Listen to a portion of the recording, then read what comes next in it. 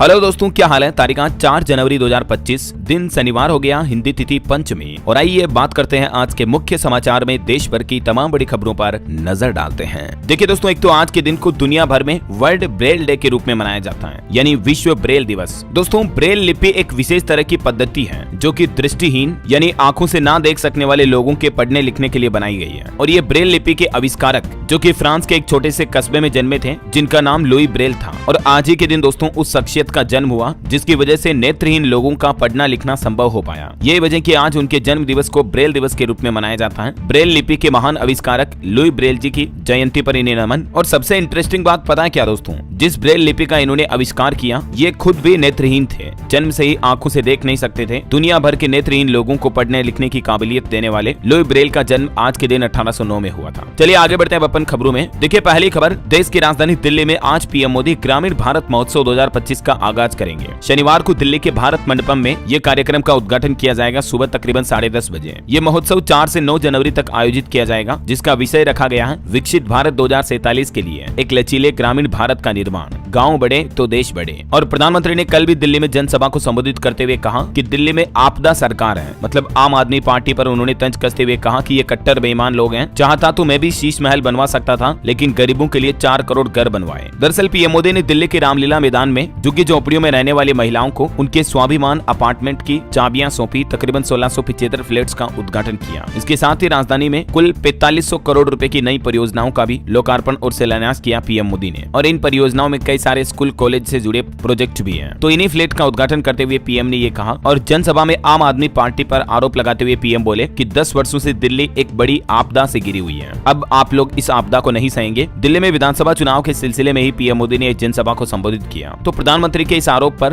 दिल्ली सरकार ने भी क्या कहा, देखिए आप। केजरीवाल बोले कि आपदा दिल्ली में नहीं बल्कि भाजपा में आई। न दिल्ली चुनाव के लिए मुख्यमंत्री चेहरा है, नहीं एजेंडा। तो ये तो कुछ राजनीतिक बयानबाजी चल रही है। वैसे दिल्ली चुनाव के लिए भी कांग्रेस ने अपनी तीसरी लिस्ट जारी कर दी है। मुख्यमंत्री आतिशी के खिलाफ अलका लांबा को टिकट दिया, जो कि कालाकाजी सीट से चुनाव लड़ेगी। और अब तक पार्टी की 3 लिस्ट में 48 उम्मीदवार घोषित कर दिए गए हैं। और वहीं दोस्तों दिल्ली की बात हो रही है तो एक और खबर देखिए आप। दिल्ली एनसीआर में फिर से ग्रेप 3 की पाबंदियां लागू हो चुकी हैं, क्योंकि प्रदूषण एक बार फिर से बढ़ा। तो अब लोगों को कई तरह की पाबंदियों का सामना करना पड़ेगा। कुछ कामों पर रोक रहेगी। ये ग्रेप 3 की रिस्ट्रिक्शंस की पूरी गाइडलाइंस भी आप देख सकते हैं स्क्रीन पर। वैसे केंद्र सरकार ने भी एक नया प्लान बनाया है दिल्ली को अब जाम और प्रदूषण से मुक्ति दिलाने के लिए। केंद्रीय परिवहन मंत्री नितिन गडकरी ने घोषणा करते हुए कहा कि दिल्ली में परिवहन की व्यवस्था को भी बेहतर किया जाएगा और जल्द ही 12,500 करोड़ रुपए की नई परियोजनाओं की शुरुआत की जाएगी। और इन परियोजनाओं के जरिए राजधानी में प्रदूषण को कम किया जाएगा, ट्रैफिक भीड़-भाड़ व्यवस्था को बेहतर किया जाएगा, है ना। चलिए अगली बड़ी खबर देखिए दोस्तों। चीन में फैल रहे HMPV वायरस को लेकर भारत भी अलर्ट मोड पर है। और हालांकि सरकार ने कहा कि घबराने की जरूरत नहीं है। चीन में जो ह्यूमन मेटा न्यूमो वायरस फैल रहा है HMPV, तो इस वायरस की खबरों के बीच भारत के स्वास्थ्य मंत्रालय ने कहा कि देश में अभी हमारी चिंता की कोई बात नहीं है। दरअसल दोस्तों अभी चाइना में नए साल 2025 में कोरोना जैसा ही एक नया वायरस फैलने लगा है, जो कि छोटे बच्चों पर सबसे ज्यादा असर डाल रहा है। यहाँ तक कि खबरों में तो ये भी दावा किया जा रहा है कि इस वायरस की वजह से चाइना के कई इलाकों में इमरजेंसी घोषित हो चुकी है। आपको पता होगा साल 2019 में चीन के वुहान से सबसे पहले कोविड-19 महामारी फैली थी। इसीलिए दुनिया भर के देश और सरकारें चिंतित हैं चाइना में आए अब इस नई वायरस को लेकर भी। ये भी एक तरह का RNA वायरस है, जो कि कोविड-19 के 5 साल बाद अब चाइना में फिर से नए वायरस के संक्रमण के रूप में फैल रहा है। और जो छोटे बच्चे होते हैं उन पर यह वायरस सबसे ज्यादा गंभीर असर दिखा रहा है। तो अभी हमारे देश में भी हेल्थ मिनिस्ट्री यानी स्वास्थ्य मंत्रालय का यह कहना है कि इस वायरस को लेकर सतर्क है और भारत में इन्फ्लुएंजा मरीजों पर भी नजर रखी जा रही है। इस वायरस के लक्षण भी सामान्य कोरोना वायरस जैसे लक्षण ही है, सर्दी खांसी जुकाम वगैरह। और भी दोस्तों इस वायरस के लक्षण, बचाव उपाय वगैरह की जानकारी अगर आप देखना चाहते हैं तो मैंने कल शाम को DLS न्यूज के ऊपर एक सेपरेट वीडियो डाला इसका। अगर आप इंटरेस्टेड हैं तो ये खबरें समाप्त होने के बाद ये वीडियो देख लीजिएगा, 4-5 मिनट का वीडियो है, ठीक है ना। चलिए फिलहाल आगे बढ़ते हैं खबरों में। देखिए अगली बड़ी अच्छी खबर, अब बैंक नीलामी में आसानी से आप खरीद सकेंगे फ्लैट, जमीन, गाड़ी वगैरह। सरकार की तरफ से एक नई खास सुविधा शुरू की गई है। दरअसल जो लोग बैंकों से लोन लेते हैं, लोन नहीं चुका पाते हैं, तो बैंक क्या करते हैं, उनकी प्रॉपर्टी को नीलाम करते हैं, ऑक्शन करते हैं, राइट। तो अब देश भर के सभी बैंकों की जो ऑक्शन प्रॉपर्टी होगी ना दोस्तों, वो आपको एक ही नए पोर्टल पर देखने को मिल जाएगी। ई नीलामी में प्रॉपर्टी खरीदना आसान होगा। सरकार ने ये नया पोर्टल लॉन्च किया है। एक ही जगह पर आपको सारी जानकारी मिल जाएगी। बैंक नेट नाम से ये नया पोर्टल लॉन्च किया है, जिसमें कॉमर्शियल प्रॉपर्टी, दुकान, वाहन, सब तरह की प्रॉपर्टी की नीलामी की जानकारी आपको इस पोर्टल पर मिलती रहेगी। और अभी सरकार का कहना है कि इस पोर्टल पर तकरीबन 1,22,500 प्रॉपर्टी की विस्तृत जानकारी अपलोड भी हो चुकी है, ठीक है ना। तो आप बैंक नेट पोर्टल पर चेक कर लीजिएगा। चलिए अगली खबर आ रही है, संपत्ति को लेकर सुप्रीम कोर्ट की तरफ से एक बड़ा फैसला सुनाया गया, जिसमें सुप्रीम कोर्ट ने कहा कि प्रॉपर्टी का अधिकार एक संवैधानिक अधिकार है, किसी भी व्यक्ति को इससे वंचित नहीं किया जा सकता है। 2003 के एक मामले की सुनवाई करते हुए सुप्रीम कोर्ट ने कहा कि पर्याप्त मुआवजे के बिना किसी को संपत्ति से बेदखल नहीं किया जा सकता है, चाहे सरकार का कोई प्रोजेक्ट हो या किसी भी तरह का अन्य कोई मामला हो। कुल मिलाकर प्रॉपर्टी के एवज में पर्याप्त मुआवजा मिलना चाहिए, है ना। चलिए अगली खबर देखिए, एसबीआई ने एक रिपोर्ट जारी की जिसके मुताबिक हमारे देश में शहरों व गाँव की उपभोग असमानता में कमी आई है। मतलब आजकल जितने लोग गाँव में खर्च करते हैं उतना ही शहरों में भी कर रहे हैं। और इसके अलावा पुअर्टी यानी गरीबी पर भी एसबीआई ने अपनी रिपोर्ट में कहा कि भारत में घोर गरीबी अपने निम्नतम स्तर पर आ चुकी है। शहरी और ग्रामीण इलाकों में बड़ा बदलाव देखने को मिला है। एसबीआई की रिसर्च रिपोर्ट में ये बात सामने आई है कि हमारे देश भारत में अभी गरीबी दर 4 से 4.5% की सीमा में है। मतलब जो पुराने जमाने का समय था अत्यंत गरीबी वाला, जब लोग बहुत ही कच्ची ढाणियों में कच्चे मकानों में रहते थे, तो वो समय अब भारत में धीरे धीरे इंप्रूव होना है, ये एसबीआई की रिपोर्ट में बताया गया है। वही खबर है कि किसानों को उर्वरक सब्सिडी की बजाय उत्पादन से जुड़े प्रोत्साहन दिए जाए। योजना आयोग के पूर्व उपाध्यक्ष मोन्टेक सिंह ने ये सरकार को सुझाव भी दिया है। वहीं देखिए बड़ी खबर, भारत घर में घुसकर मार रहा है, भारतीय खुफिया एजेंसी RAW यानी रो के नाम से डरा पाकिस्तान। विदेश मंत्रालय की तरफ से एक बयान भी दिया गया। पाकिस्तानी विदेश मंत्रालय ने हाल ही में कहा कि भारतीय एजेंसियां पाकिस्तान के अंदर गुप्त अभियान चला रही हैं। और दोस्तों इसी बीच पाकिस्तान से जुड़ी एक बड़ी खबर ये भी सामने आ रही है कि हमारे देश में सीरियल बम धमाका कराने की साजिश भी रच रही है पाकिस्तान की खुफिया एजेंसियां। और ये रिपोर्ट सामने आने के बाद हाई अलर्ट पर है दिल्ली और पंजाब भी। रक्षा मंत्रालय भी ज्यादा सतर्क हुआ। वहीं भारत ने पाकिस्तान को आईना दिखाते हुए कहा कि टी का मतलब टेररिज्म होता है और चाइना को भी लताड़ा। जो पाकिस्तान के विदेश मंत्रालय ने बयान दिया तो उस पर हमारे भारत के विदेश मंत्रालय ने भी पाकिस्तान को प्रेस कॉन्फ्रेंस में ये खरी खरी बात कही है। चलिए भारत के फॉरेक्स रिजर्व का आंकड़ा देखिए, देश के विदेशी मुद्रा भंडार में 4.112 अरब डॉलर की कमी आई है। आरबीआई ने ये आंकड़े जारी किए। और वहीं खबर है, जम्मू कश्मीर लद्दाख में सेना ने लगाई शिवाजी की प्रतिमा। स्थानीय नेताओं और पूर्व सैनिकों ने इसका विरोध भी किया। लद्दाख में पेंगोंग झील के किनारे ये प्रतिमा लगाई गई है। चलिए आपकी हेल्थ को लेकर अगली बड़ी चौंकाने वाली खबर आ रही है कि आजकल भारत में युवाओं में हार्ट अटैक का खतरा क्यों बढ़ रहा है। जम्मू कश्मीर के एक्सपर्ट डॉक्टर की तरफ से कुछ बड़े खुलासे किए गए। युवाओं में बढ़ते हार्ट अटैक की घटनाओं को लेकर डॉक्टर गोविंद शर्मा ने अपनी राय देते हुए कहा कि आजकल की जो लाइफस्टाइल है, आहार की गड़बड़ी यानी उल्टी सीधी चीजें खाना, कोरोना महामारी और युवाओं में नशे की लत, ये कुछ गंदी आदतें युवाओं में हृदय रोगों को बढ़ावा दे रही है। और स्पेशली दोस्तों सर्दी के मौसम में हार्ट अटैक की संभावना काफी ज्यादा बढ़ जाती है।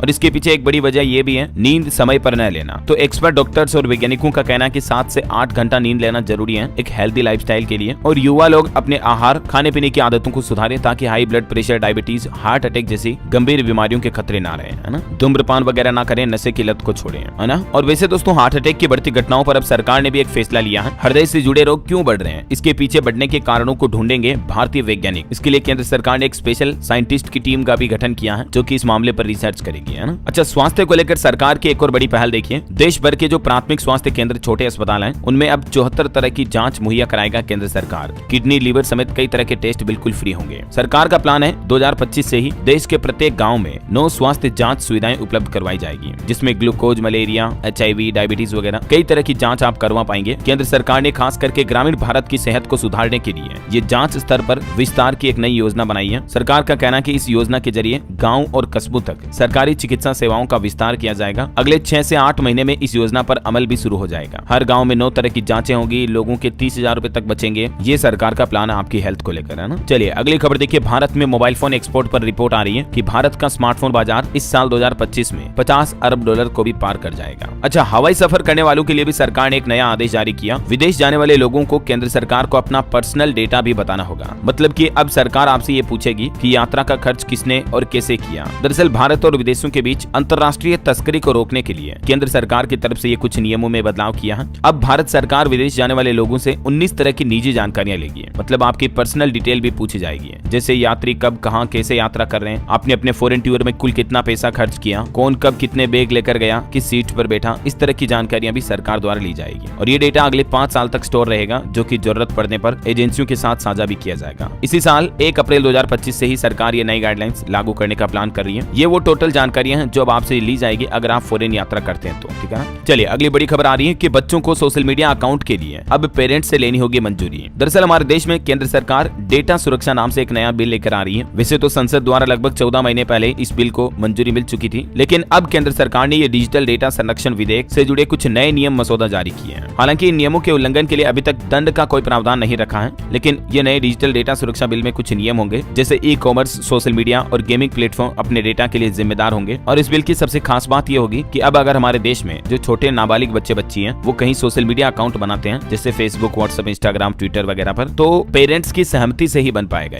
अभी केंद्र सरकार ने इस बिल से जुड़े लोगों पर सुझाव भी मांगे हैं। आप innovateindia.mygov.in पर जाकर अपने सुझाव भी दे सकते हैं। और भी ये ड्राफ्ट से जुड़ी कुछ बड़ी बातें आप देख सकते हैं स्क्रीन पर। चलिए खबर है दोस्तों, केंद्रीय मंत्री गिरिराज सिंह आज 4 जनवरी को पश्चिम बंगाल में IIHT फुलिया के नए स्थायी परिसर का उद्घाटन भी करेंगे। वहीं बड़ी खबर आ रही है, पीएम आवास योजना में भी सरकार ने एक बड़ा अपडेट जारी किया। अब इन लोगों को भी इस योजना का लाभ मिल पाएगा। एक तो सरकार का प्लान है कि प्रधानमंत्री ग्रामीण आवास योजना को बढ़ावा देने के लिए ग्रामीण क्षेत्रों में 10 जनवरी से ऑनलाइन सर्वे शुरू किया जाएगा। और इसके लिए सरकार ने आवास प्लस नाम से एक मोबाइल ऐप भी लॉन्च किया है। और नए नियम के मुताबिक अब जिन लोगों की आय 15,000 रूपए हर महीने तक है वो भी इस योजना के लिए पात्र होंगे, या जिन लोगों के घर में bike, fridge, motorcycle, mobile phone वगैरह है तो भी आप इस योजना में अप्लाई कर पाएंगे, पीएम आवास योजना का फायदा ले पाएंगे, है ना। तो ये आवास योजना की पात्रता से जुड़े नियमों में सरकार ने बदलाव किया है। चलिए खबर देखिए, दिल्ली में केजरीवाल बोले कि गृह मंत्री अमित शाह और पुरी के पास रोहिंग्याओं का डेटा है, केंद्रीय मंत्री की गिरफ्तारी हो। पुरी भी बोले कि ये बेशर्मी और झूठ बोलने से बाज आई है। चलिए बड़ी खबर आ रही दोस्तों, पंजाब राज्य में अगले 3 दिन तक सरकारी बस सेवाएं ठप रहेगी क्योंकि PRTC पन बस कर्मचारी हड़ताल पर जाएंगे। चंडीगढ़ में भी प्रदर्शन देखने को मिलेगा। 6, 7 और 8 जनवरी को पंजाब में लोगों को बसों वगैरह में दिक्कतों का सामना करना पड़ेगा। इसके अलावा मरीजों को इलाज मिलने में भी दिक्कत आ सकती है क्योंकि पंजाब में डॉक्टर भी हड़ताल पर जा रहे हैं, OPD बंद रखेंगे। उन्होंने तो आंदोलन का भी ऐलान कर दिया है। Punjab civil medical services association की तरफ से ये हड़ताल की चेतावनी दी गई है। डॉक्टरों की कुछ मांगे हैं। डॉक्टरों का कहना है कि इन मांगों पर सहमति तो बनी लेकिन आश्वासन के बाद भी मांगे पूरी नहीं हुई है। तो ये वजह कि पंजाब में डॉक्टर फिर से हड़ताल की चेतावनी दी है। और पंजाब से जुड़ी एक और खबर है कि पंजाब सरकार ने अब तक की सबसे बड़ी dear Lohri Makar Sankranti bumper 2025 lottery भी जारी की। और इस बार पंजाब सरकार ने लोहड़ी बम्पर की प्राइज मनी भी बढ़ा दी है। लॉटरी में जो फर्स्ट विनर होगा उनको 10 करोड़ तक का पहला इनाम मिलेगा। वित्त मंत्री बोले कि लोगों के लिए दोहरा लाभ होगा। इस लॉटरी में कुल 68,819 पुरस्कार दिए जाएंगे। तो ये ज्यादा जानकारी आप पंजाब गवर्नमेंट के पोर्टल पर चेक कर लीजिएगा, ठीक है ना। और पंजाब में एक नई सुविधा ये भी शुरू हो चुकी है, अब ऑनलाइन कर दिया है NRI मिलने को भी। कैबिनेट मंत्री बोले कि 2 साल में 2000 केस आए, 1800 का निपटारा हुआ। पंजाब के अमृतसर में भी देखिए 14 करोड़ की हेरोइन जब्त हुई। इंटरनेशनल गिरोह के 12 तस्कर भी गिरफ्तार हुए। वैसे केंद्र सरकार का जो नदियों को जोड़ने का प्रोजेक्ट है उस पर भी पंजाब ने असहमति जताई। स्पीकर संधवा बोले कि योजना प्राकृतिक प्रणालियों में बड़ी दखलंदाजी है। वही खबर है, भारतीय हॉकी खिलाड़ी सुखजीत को अर्जुन अवार्ड मिलेगा। इनके पिता जालंधर में पुलिस इंस्पेक्टर हैं। चलिए मणिपुर हिंसा पर बड़ी खबर आ रही दोस्तों, राज्य में फिर से हिंसा फैली। एसपी ऑफिस पर पत्थरबाजी और फायरिंग भी हुई। कुकी समुदाय के हमले में एसपी और पुलिसकर्मी भी घायल हुए। ये सुरक्षा बलों को हटाने की मांग कर रहे थे। वही खबर देखिए, महाराष्ट्र में संजय राउत ने मुख्यमंत्री फडणवीस की तारीफ की। बोले कि नक्सलियों का सरेंडर कराया, ये सराहनीय है। गढ़चिरौली को स्टील सिटी बनाना चाहिए। और वैसे नक्सलियों पर एक बड़ी खबर ये भी आ रही कि छत्तीसगढ़ उड़ीसा बॉर्डर पर भी मुठभेड़ में 3 नक्सली ढेर हुए। DRG और STF के 300 जवानों ने इन नक्सलियों को घेरा। चलिए खबर है दोस्तों, देश के पूर्व प्रधानमंत्री मनमोहन सिंह के घर अखंड पाठ और भोग का आयोजन हुआ। सोनिया गांधी और कांग्रेस अध्यक्ष भी यहां पहुंचे। पूर्व PM को श्रद्धांजलि भी दी गई।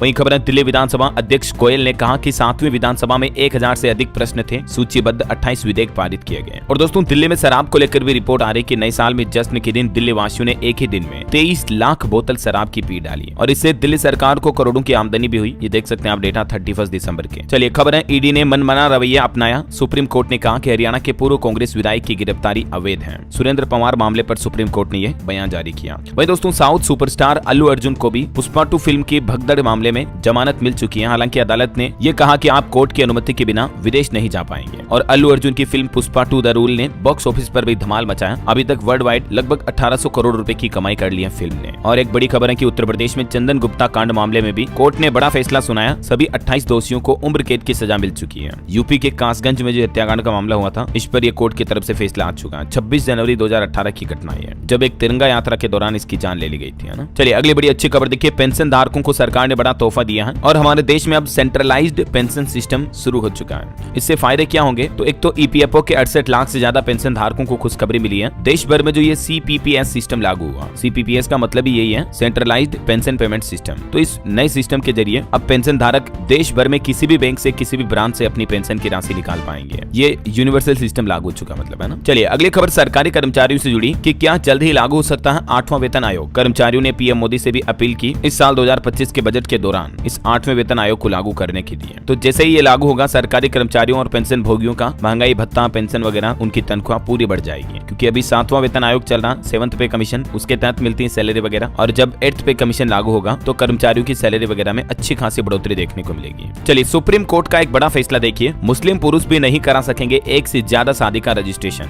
सुप्रीम कोर्ट ने एक मुस्लिम शख्स मुस्लिम पुरुष के शादी के मामले को लेकर यह बड़ा फैसला सुनाया। वहीं किसान आंदोलन पर बड़ी खबर आ रही दोस्तों, किसान महापंचायत के लिए आज शनिवार को खनौरी पहुंचे किसान। अनशन कर रहे किसान नेता जगजीत सिंह डल्लेवाल ने किसानों से ये अपील की थी। तो आज सभी किसान भाई लोग एक साथ खनौरी बॉर्डर पर इकट्ठे हो रहे हैं। और वैसे कल भी किसान आंदोलन पर सुप्रीम कोर्ट की कमेटी की मीटिंग होनी थी, लेकिन वो मीटिंग रद्द हो गई। एसकेएम यानी संयुक्त किसान मोर्चा ने इस मीटिंग में शामिल होने से इनकार कर दिया। और अब आज किसान भाई लोग अपनी दूसरी यूनियन को पंचकुला भी बुलाए हैं। तो देखते हैं किसान आंदोलन पर आज और क्या नया अपडेट सामने आता, मैं आपको बता दूंगा इसी चैनल डीएलएस न्यूज पर अपडेट। और फिलहाल तो कुछ और महत्वपूर्ण और काम की खबरें देखेंगे दोस्तों अपन, लेकिन वक्त तो चला आज के ताजा मौसम समाचार जानने का। और हाँ, आपको याद दिला दूं, अगर आप डीएलएस न्यूज चैनल पर पहली बार आए हैं और चैनल को अभी तक सब्सक्राइब नहीं किया ना दोस्तों, तो इसे सब्सक्राइब करके बेल आइकन जरूर दबा दीजिएगा। और बाकी तो आपका दिल करे मन करे तो एक लाइक और शेयर भी कर देना, ठीक है, ताकि आपको रोजाना की ताजा खबरें, महत्वपूर्ण मुख्य समाचार, काम की जानकारियां आपके मोबाइल पर तुरंत मिलती रहेगी इस चैनल डीएलएस न्यूज के माध्यम से, है ना। और चलिए अभी अपन दूसरी बातें नहीं करेंगे, सीधा आगे बढ़ते हैं खबरों में। मौसम अपडेट जान रहे थे अपन, तो देखिए मौसम विभाग का कहना है कि ठंड और ठिठुरन का प्रकोप जारी है। उत्तर पश्चिम और मध्य भारत में अगले 2 दिन तक घना कोहरा छाया रहेगा, शीतलहर की भी संभावना है। वैसे तो देश के उत्तर भारत के कई राज्य अभी शीतलहर की चपेट में चल ही रहे हैं। और इस बीच मौसम विभाग का कहना है कि 6 जनवरी तक तेज हवाओं और बारिश का सिलसिला जारी रहेगा। दिल्ली में भी देखिए घने कोहरे का असर देखा गया, तकरीबन 200 फ्लाइट की उड़ानों में देरी हुई। और मौसम विभाग का यह भी कहना है कि उत्तर भारत में इस साल जनवरी से मार्च महीने के बीच सामान्य से कम होगी बारिश। जो दूसरे सालों में सर्दियों में बारिश होती है ना, उससे कम देखने को मिलेगी। कुछ और राज्यों के मौसम के हालात देखिए आप। दिल्ली में घना कोहरा छाया हुआ, मैंने आपको बताया। इधर जम्मू में भी धुंध की वजह से श्रीनगर और अमृतसर एयरपोर्ट बंद हुआ। हिमाचल प्रदेश में बर्फबारी से पारा -14 डिग्री तक पहुंच चुका है। मध्य प्रदेश में देखिए दोस्तों, भोपाल, इंदौर, उज्जैन समेत 40 जिलों में कोहरा छा रहा। ग्वालियर में 100 मीटर रही विजिबिलिटी। एमपी में अभी भी 3 दिन शीतलहर का अलर्ट तो नहीं है। और राजस्थान में देखिए कोहरे के कारण ट्रक में घुसी एक कार, एक व्यक्ति की जान चली गई। धौलपुर, भीलवाड़ा और अलवर में भी 5 जगहों पर एक्सीडेंट हुए हैं। तो अभी कोहरे के समय गाड़ी हमेशा धीरे चलाएं, मैं आपको रोजाना कहता रहता हूँ, सावधान रहें, क्योंकि कोहरे में सामने दिखता नहीं है तो अक्सर गाड़ियों के एक्सीडेंट हो जाते हैं, है ना। वहीं पंजाब, चंडीगढ़ में भी आज बारिश के आसार हैं। पश्चिमी विक्षोभ एक्टिव होगा। हरियाणा के भी 5 शहरों में रात में घनी धुंध छाई हुई है, गाड़ी चला पाना मुश्किल हो रहा है। उत्तर प्रदेश में भी सीजन का पहला कोल्ड डे रहा कल, पारा 4 डिग्री तक पहुंचा।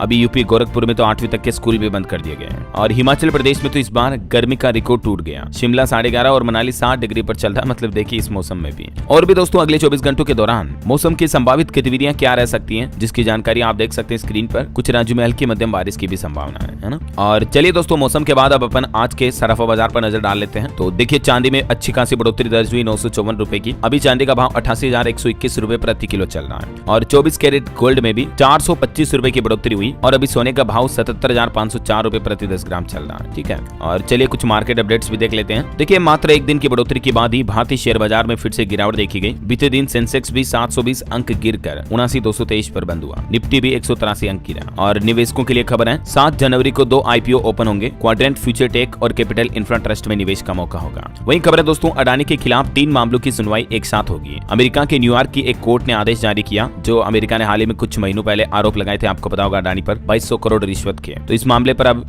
अमेरिका की न्यूयॉर्क कोर्ट में सुनवाई होगी, है ना। और वैसे अडानी के इन आरोपों पर आंध्र प्रदेश सरकार का भी कहना है कि सबूतों के बिना अडानी एनर्जी पर कोई कार्रवाई नहीं होगी। जो अभी मतलब कुछ दिनों पहले अडानी पर अमेरिका में भ्रष्टाचार के आरोप लगे थे ना, तो उस पर ये आंध्र प्रदेश के मुख्यमंत्री एन चंद्रबाबू नायडू ने बात कही है। वैसे अभी कुछ ही दिन पहले तमिलनाडु सरकार ने भी अडानी का एक टेंडर कैंसिल कर दिया था, है ना। वहीं एक खबर है, skin care startup minimum list को खरीदेगी हिंदुस्तान यूनिलीवर HUL, 3000 करोड़ में डील हो सकती है। और एक खबर आ रही दोस्तों की इस साल बजट में भी विदेशी निवेशकों की बिकवाली पर लगाम लगाने के लिए वित्त मंत्री कुछ बड़ी घोषणाएं कर सकती है, ताकि भारत में ज्यादा से ज्यादा विदेशी निवेश बना रहे, ऐसा, है ना। चलिए मार्केट के बाद अब अपन आगे बढ़ते हैं खबरों में। तो देखिए भारत के विदेश मंत्रालय ने लद्दाख में चीन की काउंटी का विरोध जताया और कहा कि इसका कुछ हिस्सा हमारे क्षेत्र में भी है। अभी चाइना होतान में 2 नई काउंटी बना रहा है। भारतीय विदेश मंत्रालय के प्रवक्ता रणधीर जायसवाल की तरफ से यह जानकारी दी गई। और अमेरिका को लेकर भी भारत का कहना है कि अमेरिकी अखबार की कोई साख नहीं है। वाशिंगटन पोस्ट ने ये लिखा था ना कि भारत ने मुइज्जू को हटाने की कोशिश की, पाकिस्तान में घुसकर हमला किया। तो अमेरिकी अखबार की इन हेडलाइन पर भारतीय विदेश मंत्रालय ने कहा कि अखबार की कोई साख नहीं है, ऐसा।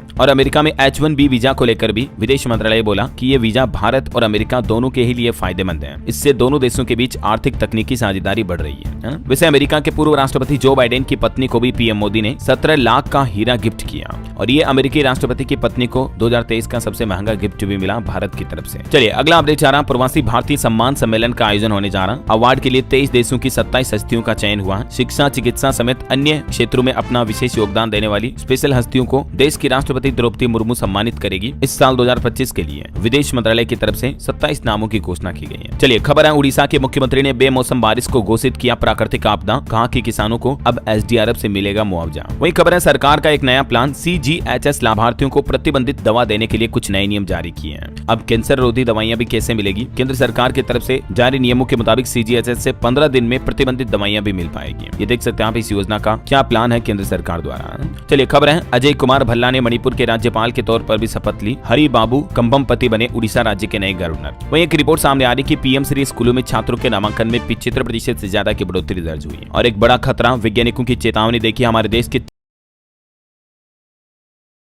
बल्कि 440 जिलों के भूजल में नाइट्रेट बढ़ चुका है और ये नाइट्रेट तत्व की ज्यादा बढ़ोतरी के चलते लोगों में कैंसर, किडनी वगैरह खराबी होने के भी खतरे बढ़ रहे हैं। भारत के 440 जिलों को लेकर ये चौंकाने वाली रिपोर्ट सामने आ रही है और इस तरह के मामलों में राजस्थान, कर्नाटक और तमिलनाडु राज्य सबसे ज्यादा प्रभावित हैं, जहां का पानी नाइट्रेट दूषित हो चुका है सबसे ज्यादा, मतलब है ना। चलिए डॉक्टरों की एक रिपोर्ट सामने आ रही कि भारत में 5% महिलाओं ने ऑपरेशन से हटाया गर्भाशय। अलग अलग उम्र की महिलाओं के आंकड़े भी आप देख सकते हैं। वहीं खबर आ रही कि इलेक्ट्रिक व्हीकल ईवी पर सरकार और कार निर्माता मौजूदा व्यवस्था के बाद इलेक्ट्रिक वाहनों पर सब्सिडी खत्म करने के भी ऊपर सहमत हुए हैं। चलिए खबर है, शिक्षा मित्रों की मूल विद्यालय वापसी करवाई जाएगी, महिलाओं को ससुराल जाने का भी मौका मिलेगा। उत्तर प्रदेश में शिक्षा मित्र के ट्रांसफर को लेकर यूपी सरकार ने तकरीबन 1.5 लाख शिक्षा मित्रों को यह नए साल का तोहफा दिया है। अब उन्हें अपनी मनपसंद जगह पर तैनाती मिल पाएगी, महिलाओं को खास करके अपने ससुराल में पढ़ाने का मौका मिलेगा, है ना। वहीं खबर है दोस्तों, बजट 2025 में पूंजीगत खर्च 10 से 12% बढ़ा सकती है सरकार, जेफरीज की रिपोर्ट में दावा किया गया। और खबर है कि ईरान के उप विदेश मंत्री से मिले हमारे विदेश मंत्री एस जयशंकर, चाबहार बंदरगाह और भारत ईरान के बीच द्विपक्षीय संबंधों की भी समीक्षा हुई। वहीं खबर है, भारत सरकार का प्लान, चीनी बांध परियोजना पर भी भारत ने पैनी नजर रखी हुई है। विशेषज्ञ बोले कि अरुणाचल और असम के पानी पर भी असर पड़ने की आशंका है। चाइना एक दुनिया का सबसे बड़ा बांध बना रहा है। मैंने आपको इससे जुड़ा हाल ही में एक खबर बताया था, अपडेट आपको पता होगा। तो इस पर भारत सरकार ने चिंता भी जताई है और इस पर नजर भी रखी जा रही है। चलिए खबर है, महाराष्ट्र को पिछले 6 महीनों में मिला 1.13 लाख करोड़ का प्रत्यक्ष विदेशी निवेश, FDI मतलब फॉरेन डायरेक्ट इन्वेस्टमेंट। तो इससे राज्य में जब निवेश बढ़ेगा तो रोजगार के भी नए अवसर पैदा होंगे,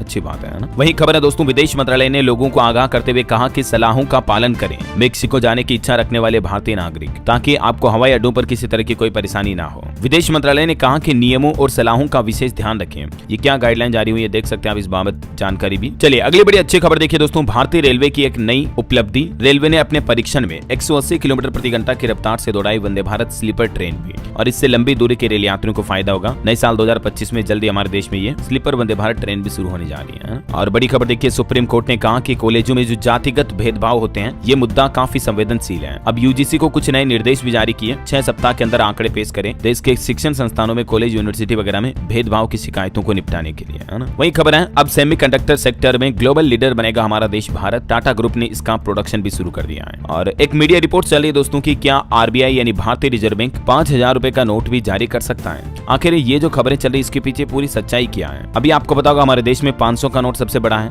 इससे पहले 2000 का नोट सबसे बड़ा होता था। तो अब इंटरनेट, सोशल मीडिया पर खबर चल रही है कि जल्द ही रिजर्व बैंक द्वारा 5000 रुपए का नोट भी जारी किया जा सकता है। सोशल मीडिया पर ये खबरें वायरल हो रही है। तो आरबीआई ने ये साफ कर दिया है कि मौजूदा समय में जो सबसे बड़ा नोट 500 का है ना, ये वित्तीय व्यवस्था के लिए उपयुक्त है। मतलब अभी फिलहाल आरबीआई का कोई प्लान नहीं है 5000 रुपए का नोट जारी करने का। तो जो सोशल मीडिया, इंटरनेट पर खबरें चल रही है ये फर्जी अफवाहें हैं, इन पर आप ध्यान ना दें, है ना। चलिए खबर है दोस्तों, दिल्ली के पास बनेगा एक और नया शहर, 15 गाँव के किसान मालामाल होंगे। न्यू नोएडा परियोजना के तहत 80 गाँव की जमीनों पर ये शहर बसाने का प्लान है सरकार का। और खबर देखिए, एक अमेरिकी सर्जन जनरल ने दुनिया भर में ये प्रस्ताव रखा और कहा कि शराब की बोतल पर लिखा जाए शराब से कैंसर का खतरा है। और इधर देखिए, महंगाई पर कांग्रेस ने पीएम मोदी पर हमला बोलते हुए कहा कि पॉपकॉर्न पर टैक्स बढ़ाने के बजाय अर्थव्यवस्था पर ध्यान दे सरकार। खबर है, जल्द ही शुरू होगा बीजेपी का संविधान गौरव अभियान भी। इस अभियान के तहत अनुसूचित जातियों तक पहुंचने की खास पहल करेगी बीजेपी। देश भर के अलग अलग शहरों और गाँव में ये अभियान आयोजित किया जाएगा। और अभी कांग्रेस ने भी एक अभियान शुरू किया है, जय बापू जय भीम जय संविधान नाम से। इस अभियान के तहत कांग्रेस भी देश भर में रैली आयोजित करेगा। गणतंत्र दिवस पर यह अभियान खत्म होगा, है ना। वहीं अभी 1-2 दिन पहले आपको पता होगा पीएम मोदी से सिंगर दिलजीत सिंह मिले थे। तो अब किसान नेता इस मुलाकात से नाराज हुए और उन्होंने कहा कि हमसे मिलने का तो टाइम नहीं है। वही दोस्तों, उत्तर प्रदेश प्रयागराज महाकुंभ से जुड़े कुछ अपडेट देखिए आप। महाकुंभ में पिछले 4 महीनों में 300 किलोमीटर तक सड़कों का निर्माण हुआ, 30 पुल बनाए गए, 40 करोड़ लोगों के लिए खास सुविधाएं तैयार की गई हैं।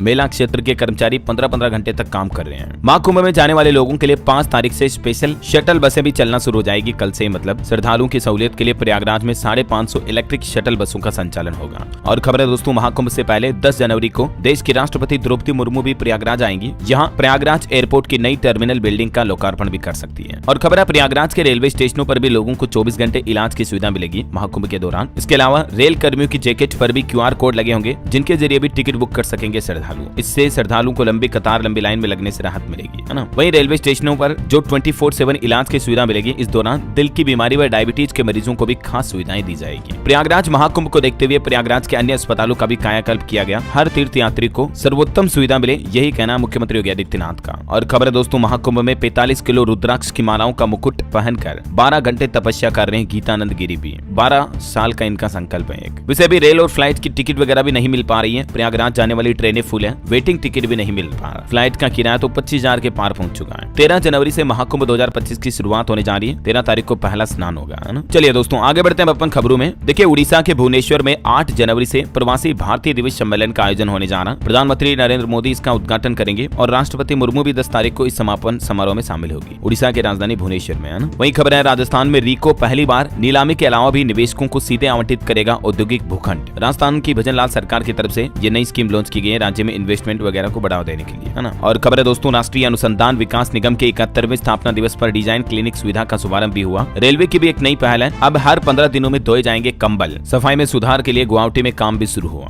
खबर है, जम्मू कश्मीर में भी स्थापित होगा नया रेलवे डिवीजन। परसों 6 जनवरी को पीएम मोदी इसका उद्घाटन करेंगे और इससे दिल्ली से कश्मीर के लिए सीधी ट्रेन सेवा भी शुरू होने जा रही है। वहीं खबर है, भारतीय नौसेना 15 जनवरी को मुंबई के नौसैनिक डॉकयार्ड में 3 युद्धपोतों को भी शामिल करेगा। इससे इंडियन आर्मी की पावर और ज्यादा बढ़ेगी। वहीं दोस्तों, इस साल गणतंत्र दिवस 2025 में भी 26 जनवरी के दिन एनसीसी के 917 बालिका कैडेटों समेत 2300 से ज्यादा कैडेट भाग लेंगे। और खबर है, पीएम नरेंद्र मोदी ने नई दिल्ली में शतरंज चैंपियन कोनेरू हम्पी और उनके परिवार से भी मुलाकात की। वहीं खबर है, वाणिज्य और उद्योग मंत्री पीयूष गोयल ने देश में इलेक्ट्रिक वाहनों के प्रचलन में तेजी लाने पर भी बल दिया। खबर है, भारत 110 से ज्यादा यूनिकॉर्न स्टार्टअप के साथ विश्व का तीसरा सबसे बड़ा स्टार्टअप पारिस्थितिकी तंत्र बन चुका है। केंद्रीय वाणिज्य मंत्री पीयूष गोयल ने यह डेटा जारी किया। और क्विक कॉमर्स कंपनियों से भी वाणिज्य मंत्री ने कहा कि भारत में सभी नियम माननीय ही होंगे। वहीं दोस्तों, प्रवासी उत्तराखंडी सम्मेलन का आयोजन 12 जनवरी को होगा। 17 देशों से लोग इसमें पहुंचेंगे। मुख्यमंत्री पुष्कर सिंह धामी इसका शुभारंभ करेंगे। बड़ी खबर आ रही, ग्लोबल एविएशन हब बनेगा हमारा भारत। नीति आयोग ने तैयार किया पूरा प्लान। बजट 2025 में ये बड़े ऐलान होने की उम्मीद है। वहीं खबर है, सौर ऊर्जा से जगमग होंगे अंडमान निकोबार और लक्षद्वीप भी।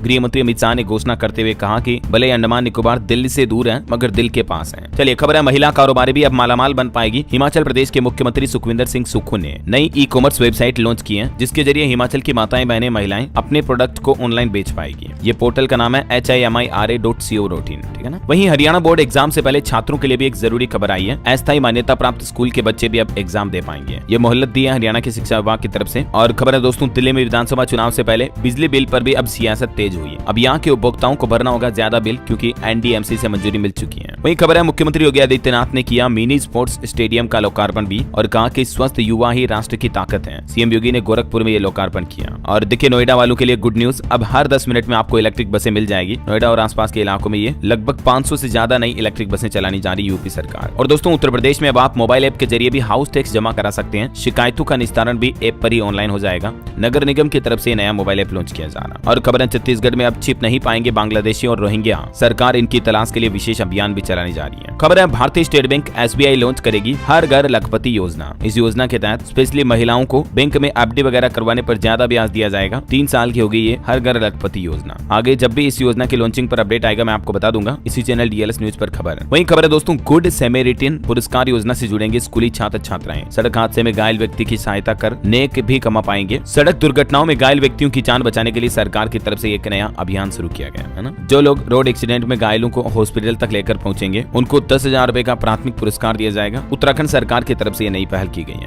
वहीं छत्तीसगढ़ में शराब घोटाले पर बड़ी खबर आ रही है। पूर्व आबकारी मंत्री से ईडी ने 9 घंटे तक पूछताछ की। उनके बेटे और OSD से भी सवाल जवाब किए। खबर है, मध्य प्रदेश इंदौर में लागू हुआ नया आदेश। भीख मांगने और देने दोनों ही मामलों पर रोक लगाने की कार्रवाई की जाएगी। वहीं देखिए, गोरखपुर में सीएम योगी ने शुरू की नालों की सफाई के लिए भी अनोखी पहल। प्राकृतिक तरीके से पानी का शोधन किया जाएगा। चलिए खबर है, राजस्थान में 3741 सरकारी स्कूल हो सकते हैं बंद। गहलोत राज में खुले थे ये इंग्लिश मीडियम स्कूल, लेकिन अभी भजनलाल सरकार की कमेटी इनका रिव्यू भी करेगी। वहीं खबर है, राजस्थान में 7 जनवरी को खाटू श्याम बाबा का तिलक किया जाएगा। ये कुछ तस्वीरें आप देख सकते हैं। और भरतपुर में 10 जगहों पर नए इलेक्ट्रिक व्हीकल स्टेशन बनाए जाएंगे। वहीं मध्य प्रदेश के मुख्यमंत्री का कहना दोस्तों कि कहीं भी प्रकरण लंबित हो तो तत्काल निराकरण करें। सीएम योगी ने सभी सरकारी अधिकारियों को सख्त हिदायत देते हुए कहा कि समस्याएं लंबे समय तक लंबित रखने वाले कर्मचारियों को दंडित किया जाएगा। चलिए दोस्तों, कुछ एजुकेशनल खबरें देख लेते हैं फटाफट से। देखिए, CUET PG 2025 के लिए रजिस्ट्रेशन शुरू हुई है। इस बार पैटर्न वगैरह में भी कुछ बदलाव किए गए हैं, तो आप ऑफिशियल पोर्टल पर जानकारी चेक कर लेना। वहीं रेलवे ग्रुप डी भर्ती के लिए क्वालिफिकेशन क्राइटेरिया वगैरह के नियमों में भी बदलाव हुआ है, तो ये भी RRB के पोर्टल पर जानकारी आपको मिल जाएगी। अब कुछ और नए उम्मीदवार भी इसके लिए आवेदन कर पाएंगे, जबकि पहले जारी पत्र में क्या जानकारी थी देख सकते हैं आप इसके बारे में अपडेट भी। और वहीं सरकारी नौकरी पर एक अपडेट है। यूपी आंगनबाड़ी में 1361 पदों पर भर्ती निकली है। 12वीं पास को भी मौका। लास्ट डेट जिलेवार अलग अलग होगी। इसमें आवेदन 24 दिसंबर से शुरू हो चुके हैं ऑलरेडी, मैंने आपको बताया भी था ना। वहीं देखिए, केंद्र सरकार की गाइडलाइन के तहत कोचिंग सेंटर्स का पंजीकरण करें। राजस्थान हाईकोर्ट की तरफ से ये सख्त आदेश जारी किया गया। और खबर है, आधार कार्ड नहीं होने पर 1000 रुपए तक फीस देनी होगी। हरियाणा में CET एग्जाम के रजिस्ट्रेशन शुल्क पर अब 86 घमासान भी छिड़ गए हैं। और दोस्तों, बिहार में जो आपको पता होगा BPSC के कैंडिडेट्स विरोध प्रदर्शन कर रहे हैं, तो इनके समर्थन में आए प्रशांत किशोर, जो कि अभी आमरण अनशन पर भी हैं। बिहार लोक सेवा आयोग की 70वीं PT परीक्षा को रद्द कराने के मामले को लेकर ये विरोध चल रहा है। और वैसे हंगामे के बीच आज भी करवाने जा रहा। पटना में 22 सेंटर बनाए गए हैं, मतलब जहां पहले एग्जाम कैंसिल हो गए थे ना, तो वहां पर अभी री एग्जाम हो रहे हैं। चलिए, मोबाइल फोन लॉन्चिंग पर अगली खबर देखिए आप। Redmi Turbo 4 smartphone 6500 mAh battery के साथ आ रहा है ना। और कुछ अंतरराष्ट्रीय न्यूज अपडेट देखिए दोस्तों। ड्रोन के बाद अब तुर्की से टैंक खरीदेगा बांग्लादेश। भारत और म्यांमार सीमा पर करेगा तैनात। वहीं खबर, ब्रिटेन के वैज्ञानिकों ने खुफिया लैब में बनाई परमाणु घड़ी। GPS की छुट्टी होगी और इससे दुनिया में युद्ध में बढ़त हासिल होगी। और खबर दोस्तों, इजराइल ने सीरिया में सर्जिकल स्ट्राइक भी की। 3 घंटे में 120 कमांडो ने ईरान की मिसाइल फैक्ट्रियों को तबाह कर दिया। और खबर है दोस्तों, अमेरिका के कैलिफोर्निया में देखिए प्राइवेट प्लेन क्रैश हो गया। इसमें 2 लोगों की जान चली गई। और वहीं देखिए दोस्तों, नॉर्वे देश में 90% गाड़ियां इलेक्ट्रिक हो चुकी हैं। ये दुनिया का पहला ऐसा देश बन चुका है जिसमें लगभग अब सारी गाड़ियां लोग बाग इलेक्ट्रिक इस्तेमाल कर रहे हैं, कार्य वगैरह। इस साल 2025 तक नॉर्वे गवर्नमेंट का प्लान है सभी गाड़ियों में इलेक्ट्रिक व्हीकल का टारगेट पूरा करना। ओके, और चलिए अंत में अपन आज के राशिफल पर नजर डाल लेते हैं। देखिए, तुला राशि वालों को बिजनेस में नए मौके मिलेंगे। धनु राशि वालों का रुका हुआ इनकम सोर्स भी शुरू हो सकता है। और भी कुछ अलग अलग राशियों का राशिफल आप देख सकते हैं स्क्रीन पर। और हाँ दोस्तों, आप मुझे कमेंट करके बताइए कि दुनिया में अभी सबसे कम उम्र में चेस चैंपियनशिप का खिताब जीतने वाले हाल ही में भारतीय खिलाड़ी कौन बने। उनका नाम आपको कमेंट में लिखना है। सही जवाब देने वाले लोगों को रैंडमली सेलेक्ट होने पर DLS न्यूज टीम की तरफ से एक शानदार सरप्राइज गिफ्ट जीतने का मौका मिलेगा। और इसी के साथ ही अगर आपको वीडियो अच्छा लगा तो इसे लाइक करना, शेयर भी करना। DLS न्यूज चैनल को सब्सक्राइब करके बेल आइकन जरूर दबा देना दोस्तों, ताकि आपको रोजाना की ताजा खबरें, महत्वपूर्ण मुख्य समाचार तुरंत आपके मोबाइल पर मिलते रहेंगे। ओके, ख्याल रखिएगा अपने आप का, अपने परिवार का। मिलेंगे अगले नेक्स्ट अपडेट में, तब तक के लिए जय हिंद, जय भारत।